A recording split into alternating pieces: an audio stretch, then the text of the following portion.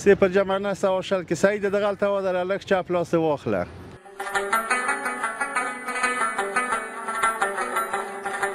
څه وخت به له خیره سره دغه چارې د قیر اچولو ته آماده کېږي؟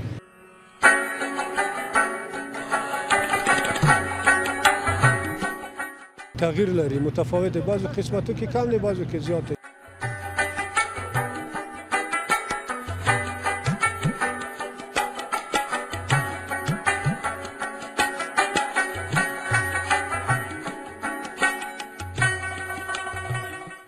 د بخښونکي خدای په سپېڅلي نامه درنو لیدونکو سلام، ستړي مه شئ. درنو لیدونکو نن راغلي یو د کابل کندهار د سړک د دویم لاین د جوړولو چارو ته.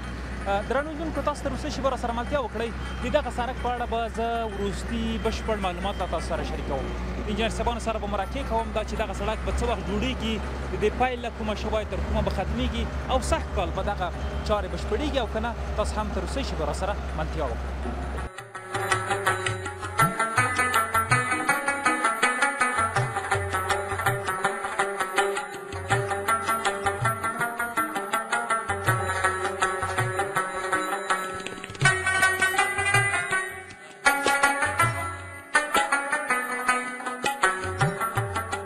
د بخښونکي خدای په سپېڅلي نامه درنو لیدونکو بیا هم سلامونه. درنو لیدونکو د همدغه سړک جوړولو د پروژې له مسؤل سره خبرې کوم چې د سړک وروستي جزئیات څه دي. انجینر صاحب ډېره زیاته مننه چې وخت مو راکړ. که لومړی لیدونکو ته خپل ځان معرفي کړئ. زما نوم انجینر صلاح الدین وهاج د دغه سیکشن مسؤل د کمپنۍ د پلنه شروع او د میدان ښار د تورو تیږو پورې تقریبا 4.8 کیلومتره سړک کېږي.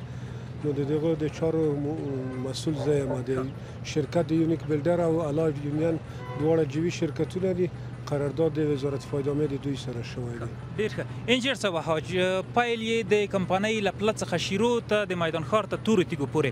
کارونه یې څه ډول روان دي او د دې په اړه معلومات سره شریکه چې څوم لیر دی، څه وخت به له خیره سره دغه چارې د قیر اچولو ته آماده کېږي؟ نو اوس فعلا د کمپنۍ د پله کار خو انشاءالله ګاډر کانکریټ مو شروع کړی دی، دغه تولید شوی، ګاډر یې بیرون تولید شوي دي او دوه لایر د سبس روان دی چې په راتلونکي هفته کې انشاءالله موږ تصمیم لرو چې بسکورس او اسپالټ هم پرې ور شروع کړو.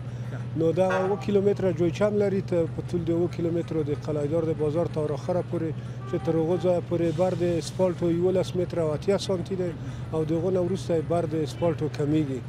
نو کارونه انشاءالله مطابق د قرارداد په ټاکلي وخت باندې تکمیلیږي. په راتلونکي هفته کې انشاءالله موږ اطمینان ورکوو چې اسپالټ به هم شروع شي د کمپنۍ د پلان. تاسو یادونه وکړه چې ټاکلي تاریخ پورې به چارې بشپړېږي. ټاکلی تاریخ به کوم تاریخ وي انجینر صاحب؟ ټاکلی تاریخ د قرارداد په هغه د سږ کال 2 لایر اسپالټ دی او کال ته بل لایر پرې باندې اچوي. نو سږ کال به موږ دغه 2 طبقې اسپالټ طبقې چې دي دا به دواړه تکمیلوو او راتلونکي کال کې به بله طبقه کوو. یعنی سږ کال به دې ته آماده شي چې د له کابل څخه تر میدان ښار پورې موټر تګ راتګ ورباندې وکړي؟ انشاءالله حتما 100% آماده کېږي ځکه ټول کارونه په مخ روان دي او په راتلونکي هفته کې موږ اسپالټ شروع کوو. اوله طبقه بنډر موږ په راتلونکي هفته کې دقیق پلان دی چې شروع یې کړو. خیر شه. ډېر ښه انجینر صاحب. زه چې وینم دغه څنګ ته چې کوم بل سړک دی دغه د پله سره وصل دی، هلته به تاسو څه ډول پلان دی چې دا به د دویم پل سره وصل کېږي او که نه همدغه پل به یو وي او سړک به دلته وروسته دوه کېږي؟ نه، دغه 500 متره طول چې دی د کمپنۍ د پله نه رانیولی ته 500 متره طول دغه ساحه د موجوده پله سره وصل کېږي او هغه بله ساحه د موجوده سړک هم کټ کېږي، هغه بیا د المدینې پمپ ته نارسیده په دې ساحه کې دې سره وصل کېږي. یعنې دواړه پلونه کېږي. ډېر انجینر صاحب، بر علاوه د دونه ځینې ځایو کې چې ګورو دغه د بل کوم سړک چې تار جوړ شوی دی دغه سړک ځینې ځایو کې ټیټ دی، ځینې ځایو کې لوړ دی. آیا دا ورسره په یو لیول کوئ او که نه همدغسې به ځینې ځایو کې ښکته وي او ځینې ځایو کې پورته؟ هغه نظر په ډیزاین او پروفایل د پروژې کارېږي چې کومه نقشه موږ ته راکړل شوې ده. ډیزاینر چې کوم هغه په نظر کې نیولي، بعضو ساحو کې جګېږي، بعضو ساحو کې ورسره یو لیول دی، حتی بعضو ساحو کې ټیټ ته پاتې کېږي. نو هغه نظر ډیزاین ته کومه ډیزاینر چې کومه نقشه جوړه کړې ده د وزارت فایدامې نه مطابق د موږ په مخ ځي. انجینر صاحب د کیفیت په اړه هم راته ووایه ځکه چې د سړک جوړولو کې د بیخ طبقه ډېره مهمه وي چې باید ډېره اساسي جوړه شي. څه ډول کار ورباندې شوی، څه ډول موادو نه استفاده ورته کړې ده؟ نو د کیفیت په مورد موږ مکمل اطمینان ورکوو. کوم مواد چې د سپیسیفیکیشن مطابق هلته ډیزاین شوي دي او په ساحه کې موږ تولید کړي مطابق یې موږ کار کوو نو کیفیت نه 100% موږ مطمئن یو ځکه امروزه د وزارت فایدامه د نظارت تیم دلته ساحه چک کوي مطابق د هدایت د هغو دلته کار په مخ روان دی او موږ هم کوم کیفیت چې په نظر کې نیولی د نظر ډیزاین د پروژې ته مکمل ټیسټونه او هر څه یې پاس شوي دي لاندې طبقات یې لکه سبیس او بیسکورس چې کوم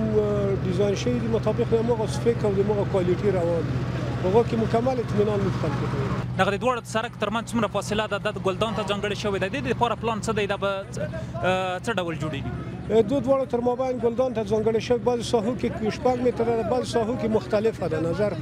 مسیر د سرک ته مسیریابي د سرک چې کومه شوې ده دغه مطابق ګلدان هم هغه تغییر لري متفاوت دی بعضو قسمتو کې کم دی بعضو کې زیات دی دا ګلدان هم په نظر کې ورته نیول شوی دی انجینر صاحب ډېره زیاته مننه ستاسو د لا همکارۍ په هیله مننه تاسو نه هم زیاته مننه خوشحاله شوم چې موږ ته مو وخت راکړئ خدای هم کامیاب او بریالي لره د وطن په خدمت کې د ټولو نه دا هیله لرو چې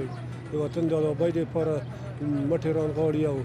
د وطن کې سهیم شي خپل کار وکړي څوک په خارج کې دي او که دلته دي د هر چا نه مو دغه غوښتنه ده چې راشي موږ سره یو ځای کار وکړو لاس په لاس شي مننه ژوندي اوسئ ډېره مننه درنو لیدونکو د همدغه پروژې انجینر صاحب وهاج راسره و چې د دغه سرک په اړه یې وروستي بشپړ جزئیات له تاسو سره شریک کړل نو درنو لیدونکو موږ به د همدغه سرک په اړه هر هفته انشاءالله چې وروستي معلومات سره شریکوو دا څه نه څه ستونزې شته ځینې وخت دا پیښیږي چې موږ ته دا اجازه نه کړل شي چې دلته دغه سرک معلومات له تاسو سره شریک کړو نو انشاءالله موږ به هڅه او کوشش کوو چې له تاسو سره وروستي معلومات شریک کړو نو درنو لیدونکو تاسو هم تر اوسه شیبه راسره ملتیا وکړئ ځو دغه سرک چې نور کوم کارونه کې روان دي له کارګرو سره همدغسې له نورو عامه هیوادوالو سره به هم مرکې وکړو تاسو هم تر اوسه شیبه راسره ملتیا وکړئ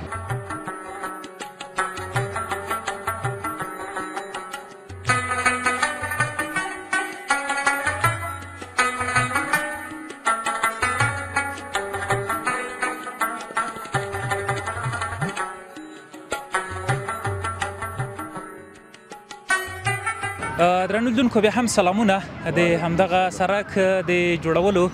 لپاره یو صاحب دلته نندارې ته ناست دی چې څومره د وطن د ابادۍ لپاره دی خوشحاله دی خپله بېلاده څخه ورایي صاحب ډېره مننه لومړی د لیدونکو ته ځان معرفي که دغه سرک جوړېږي ورته زه وینم چې ګورې محمد د وردګو د ولایت باشنده یم پوه شولې خو نو په دې سرک باندې موږ ډېر خوشحاله یو د دغه ملک دپاره چې یوه خښ ته ورکوي دا د موږ د پیشرفت سبب ګرځي او د شرکت نه ډېر خوشحاله خدای دې خیر ورکړي پوه شولې کارونه یې ښه په مخ روان دي خو او ټول خلک ځنې خوشحاله دي صاحب دلته دغه سرک په اوږدو کې چا کورونه ولاړل دي چا دوکانونه ولاړل بعضې ځایونه د خلکو ولاړل خو هغه د ځای په کیسه کې نه دي په دې باندې خوشحاله چې د ملک آباد شي جوړ شي صاحب نو څنګه سرک جوړول دغسې کارونه چې جوړېږي عام هېوادوال څه ورته خوشحاله کوي دا بیخي اندازه نه لري ګوره ټول خلک خوشحاله دي خو ملک د ورځ په ورځ انشاءالله پیشرفت کوي پوه شولې خو او خلک ډېر خوشحاله دي پوه شولې ډېره مننه صاحب نو څنګه غوښتنه د نوره څه ده چې په دغه سرک باید څه وشي کارونه چې وره ښه نول په دې سرک باندې کښېني یو بل سایډ ته پوه شولې خو ښه تفریحي ځایونه کې جوړ کړو بس دا د ټولو هېوادوالو خوشحالي ده صاحب ډېره مننه تشکر مهرباني خدای دې خیر درکړي